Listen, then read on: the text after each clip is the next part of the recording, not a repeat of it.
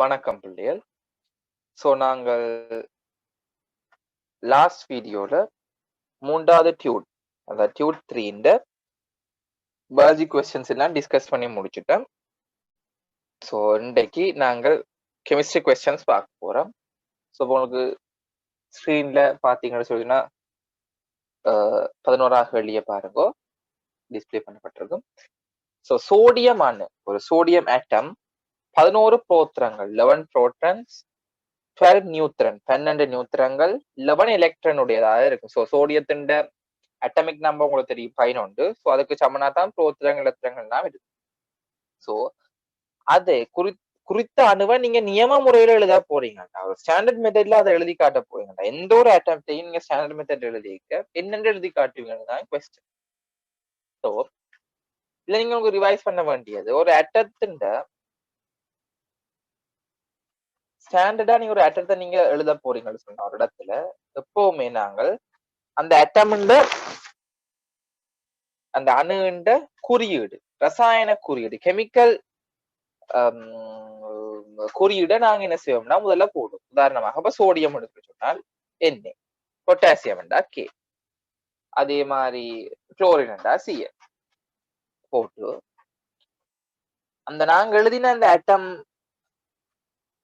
பக்கத்துல, எந்த பக்கத்துல சொன்னா உங்களுடைய லெஃப்ட் ஹேண்ட் சைடுல, உங்களுடைய லெஃப்ட் ஹேண்ட் சைடுல மேல் பகுதியில நாங்க என்னத்தை போடுவோம்னா அதன் மேஸ் நம்பர், அதாவது திணிவண்ணையும், அதுக்கு கீழே அந்த மேஸ் நம்பருக்கு எழுதினதுக்கு அதுக்கு கீழே, அதுவும் லெஃப்ட் ஹேண்ட் சைடு தான், அணுவெண்ணையும் அதாவது அட்டமிக் நம்பரையும் போடுவீங்க. மேல திணிவெண்ணையும் கீழே அணு எண்ணையும் போட்டு, மேல மேஸ் நம்பரையும் கீழே அட்டமிக் நம்பரையும் போட்டு தான் நாங்கள் நியம முறையில எழுதுறது. இந்த மேஸ் நம்பரை நாங்க எப்படி கணிப்போம் சொல்லி பார்த்தோம்னா, ஒரு மேஸ் நம்பரை நாங்க கணிக்கிறோம் அப்படின்னா, ஒரு அட்டம் ஒன்றுண்ட நியூக்ளியஸுக்குள்ள, கருவுக்குள்ள, ஒரு அணுகுண்ட கருவுக்குள்ள எது அதிக அளவுல காணப்படுற எது கண்டு இல்ல, அதிக அளவுல காணாது அதுக்குள்ள காணப்படுற கூறுகள் நீங்க படிச்சிருப்பீங்க, புரோட்டானும் நியூட்ரனும். சோ ஒரு அணுவுக்கு திணிவா கொடுக்கறது இந்த கருவா தான் இருக்கும். சோ கருவுல இருக்கிற அந்த புரோட்டங்களுடைய நியூட்ரங்களுடைய எண்ணிக்கைய கூட்டி நாங்க என்ன செய்யறோம்னு சொன்னால் திணிவண்ண கணிச்சு கொள்றோம். சோ இங்க அதே மாதிரி அணுவன்ன்றது ஒரு நடுநிலையான அணுவா இருந்ததுன்னு சொல்லினா, நியூட்ரல் ஆட்டமா இருந்ததுன்னா அந்த புரோட்டான் நம்பருக்கோ அல்லது எலக்ட்ரான் நம்பருக்கு சமனா இருக்கும். ஆனா எப்பவுமே நடுநிலை இல்லாத ஒரு அணுவுக்கும் கூட எப்பவுமே அணுவன் அட்டமிக் நம்பர் அது புரோட்டான் நம்பருக்கு ஈக்குவலா இருக்கு. சோ நாங்க முதல்ல சொன்ன மாதிரி திணிவனை நாங்க எப்படி கணிக்கிறோம்னு சொல்லி சொன்னால், புரோட்டானையும் நியூட்ரனையும் கூட்டி பாக்குறோம். சோடியத்தின் மேஸ் நம்பர், திணிவன்களை நாங்க புரோட்டானையும் நியூட்ரனையும் கூட்டினா 23 பேர். அதே மாதிரி அட்டமிக் நம்பர் அணுவனை நாங்க பார்த்தோம்னா புரோட்டான் எண்ணிக்கைக்கு சமனா இருக்கும், அதுல வர இருக்கு. சோ 23 கீழே 11 போட்டு சோடியம் போடுறதான் ஆன்சரா வரும். கொடுத்திருக்க 4 ஆன்சர்ல நீங்க பார்த்தா 3வது உங்களுக்கு ஆன்சரா கிடைக்கும்.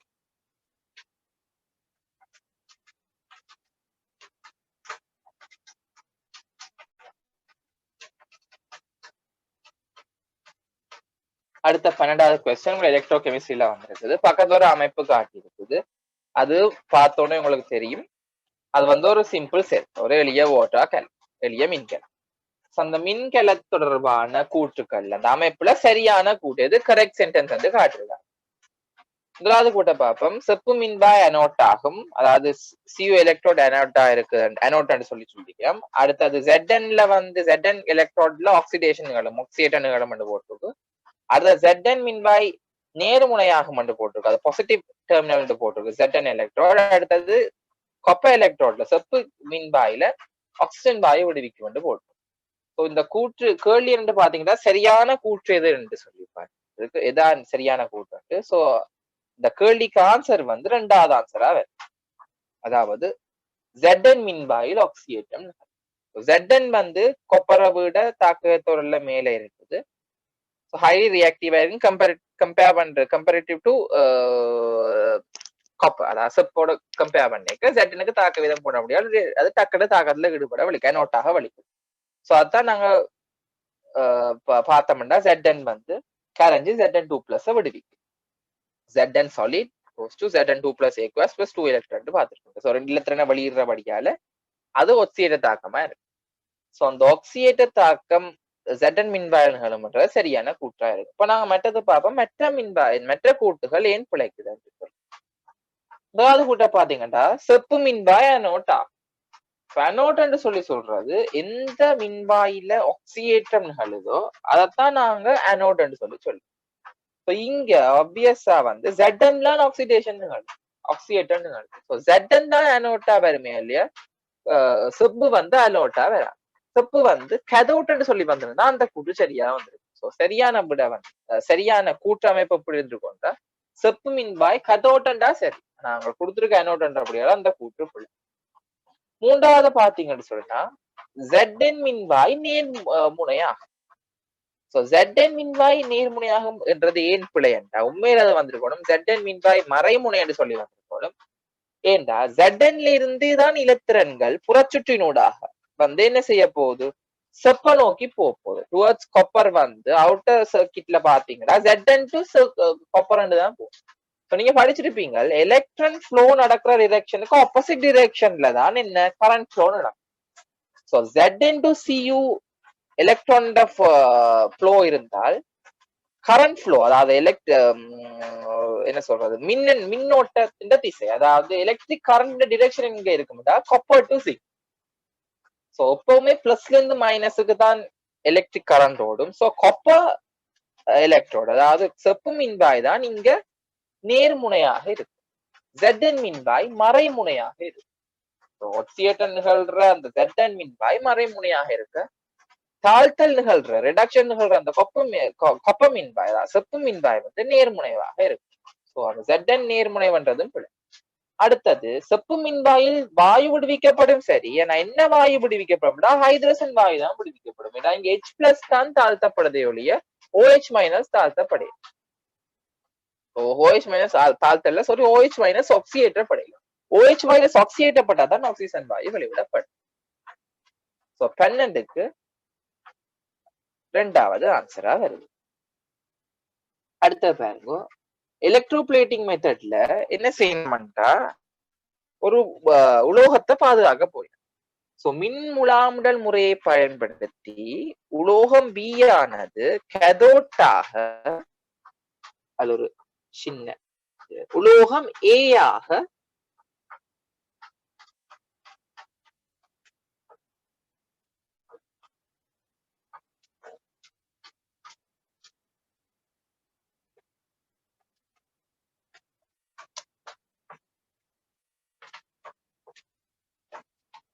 மின்முலாமுடல் முறையை பயன்படுத்தி உலோகம் B ஆனது கதோட்டாக வைக்கப்பட்டு உலோகம் A ஆல பாதுகாப்பு. உலோகம் A என்ன செய்யுது, உலோகம் B அந்த உலோகம் A தான் அனோடாகி B கதோட்டாக வச்சுக்கொண்டு கதோட் பாதுகாப்பு செய்யும்.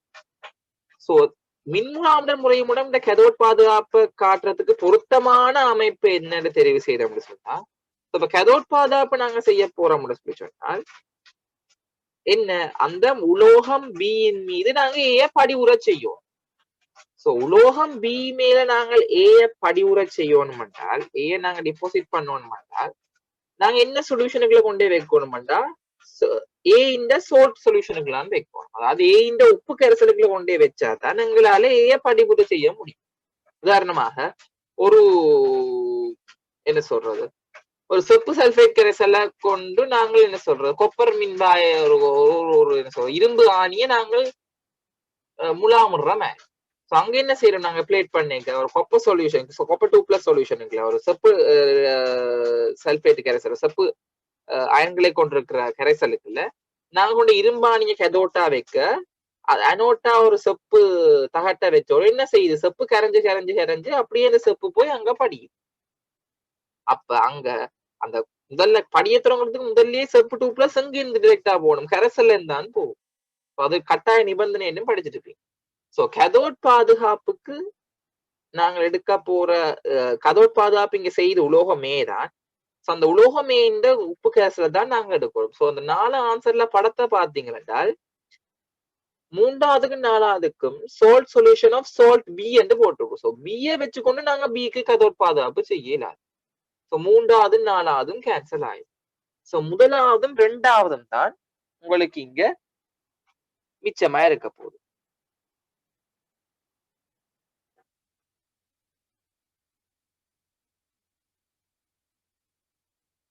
அதுல நாங்க இதை இடம் மாற்றுவோம்.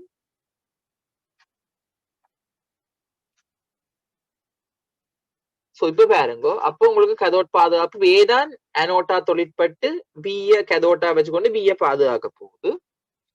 சோ அப்ப ஏ இந்த கரைசல் இருக்க போது அதுவும் நாங்க எடுத்துட்டோம். ஏன்னா அதான் நாங்க போய் படிஞ்சு பிய பாதுகாக்க போகுது. சோ இப்ப ஏ நாங்க கதோட்டா வச்சிருக்கணும்டா ஏ நாங்க நேர்முனை விடத்துக்கும் பிய நாங்க மறைமுடி விடத்துக்கும் நினைக்கணும். சாப்பிட்டு எப்படி சரியாக நினைச்சிருக்கோ அதைத்தான் நாங்க ஆன்சரா எடுப்போம். சோ ஏ நேர்முடி விடத்துக்கும் பிய மறைமுடி விடத்துக்கும் சரியாக நினைச்சு அந்த ஏ உப்பு கரைசலும் இருக்கிற எல்லா தகுதியும் இருக்கிற சரியான விடைய பார்த்தா உங்களுக்கு முதலாவது விடைதான் வேறு. ஏன் ஏ வந்து அனோட்டா தொழிற்படுறோம். சோ அனோட்டா தொழிற்படுறதுக்கு நாங்க என்ன செய்வோம் தான் நேர்முனையோட நினைக்கும். அதே மாதிரி பி வந்து கெதோட்டா தொழிற்படும். சோ பி கெதோட்டா தொழிற்படைக்க நாங்க அதை என்ன செய்வோம், நாங்க தாக்கத்தாக இருக்கிறதுக்காக நாங்க என்ன செய்வோம் அதை மறைமுடி விடத்தோடு நினைப்போம். சோ அப்படி இணைச்சு அந்த உப்பு கரைசல் இந்த உப்பு கரைசல் எல்லாமே பூர்த்தியாகப்பட்ட நிலையில இருக்கிறது என்னன்னு பார்த்தோம்னா நாங்கள் முதலாவது ஆன்சரா வரும்.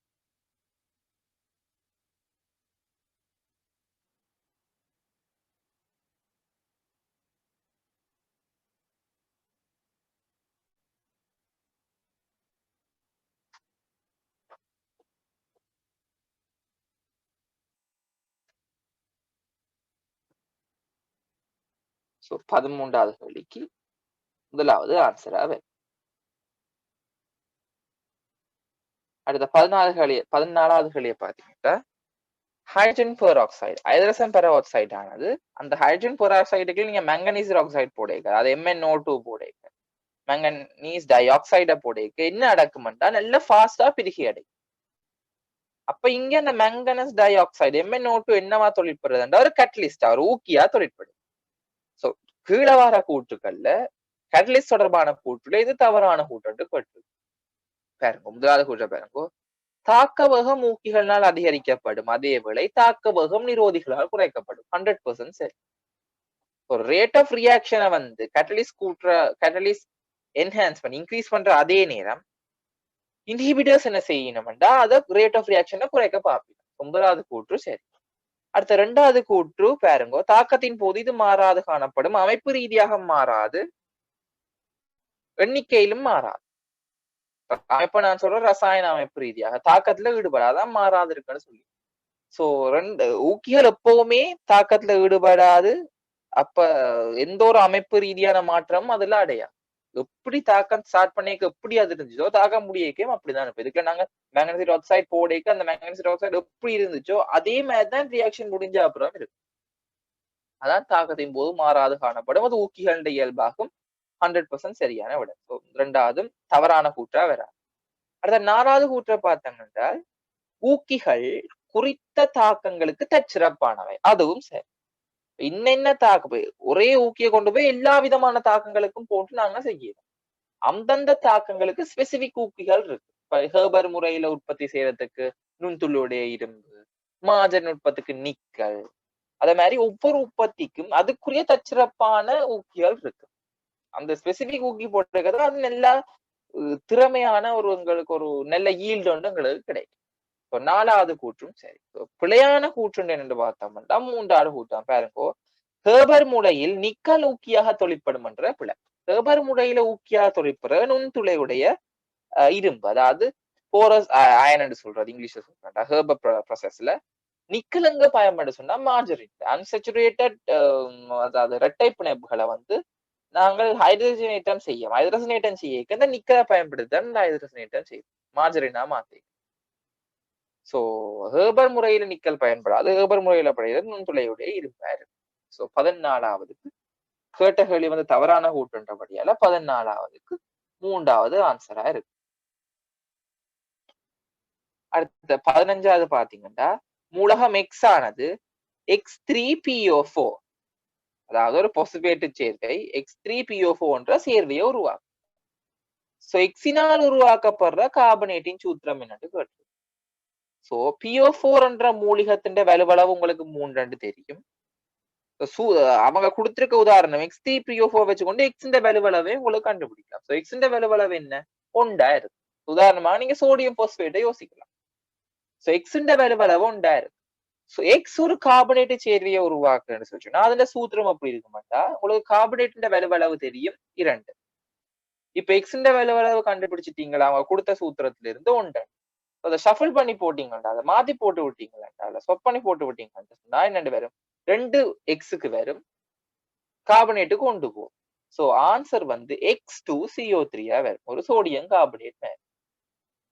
சோ முதலாவது ஆன்சர் வரும். ரெண்டாவது வாரத்துக்கு பாசிபிள் இல்லை. ரெண்டாவது வரணும்னா எக்ஸ் வலுவளவு 4 இருந்திருக்கும். அதே மாதிரி மூன்றாவது வரணும்னா எக்ஸ் வலுவளவு 2 இருந்திருக்கும். நாலாவது பிழை. X3 இல்லையே கார்பனேட்டுக்கு போல X2 தான் வந்துடும். நாலாவது பிழை. நாலாவது உண்மையான பிழை. ஆனால் மூன்றாவது வந்துருந்தா எக்ஸ் வலுவளவு 2 இருந்திருக்கும். அப்பதான் மூலிகம் ரெண்டுமே ஈக்குவலா வரும். உதாரணமாக கால்சியம் கார்பனேட் மாதிரி. அதே மாதிரி உங்களுக்கு ரெண்டாவது வந்திருக்கணும்டா அங்க வலுவளவு 4 வந்திருக்கும். அதுவும் ஒரு ரேர் கம்பவுண்டா தான் இருக்கும். சரிதாங்க. அதை பற்றி நீங்க இப்ப லெவல கிளியரா பாப்ப கொடுத்திருக்கபடி எக்ஸ் வலுவளவு நீங்க 1 கண்டுபிடிச்சீங்கன்னா அது கார்பனேட்டின் சூத்திரம் X2CO3 இருக்கு. ஸோ உங்களோட வலுவளவுகளை கண்டுபிடிச்சு அதே மாதிரி உங்களோட மூலிகங்களுக்கு உங்களுக்கு வலுவளவு தெரிஞ்சே இருக்கணும். Carbonate, bicarbonate, CO3 2- HCO3- SO4 2- sulphate iron, HSO4- அதாவது ஹைட்ரஜன் சல்பேட் அயன். அதுக்கு பிறகு dichromate Cr2O7 CrO4 2- chromate iron. அதுக்கப்புறம் NH4+ அமோனியம் அயன். இந்த மாதிரி அயன்கள்ட மூலிகங்கள், அதாவது அந்த மாதிரி இந்த மூலிகங்கள்ட வலுவளவு உங்களுக்கு கட்டாயம் தெரிஞ்சிருக்கும். உங்களுக்கு புக்ல கொடுத்துருக்கு சிலபஸ்ல. ஸோ அந்த வலுவளவு தெரிஞ்சிருக்க சந்தர்ப்பத்துல டக்குன்னு நீங்கள் போட்டு இந்த மாதிரிக்கான கேள்வியை செய்ய இருக்கு. ஸோ இதோட இந்தியன் வீடியோ டிஸ்கஷன் முடியுது. ஸோ இன்னும் மீதமா இருக்கிற ரிமைனிங் கெமிஸ்ட்ரி கொஸ்டின்ஸை நாங்க நெக்ஸ்ட் வீடியோல பார்ப்போம்.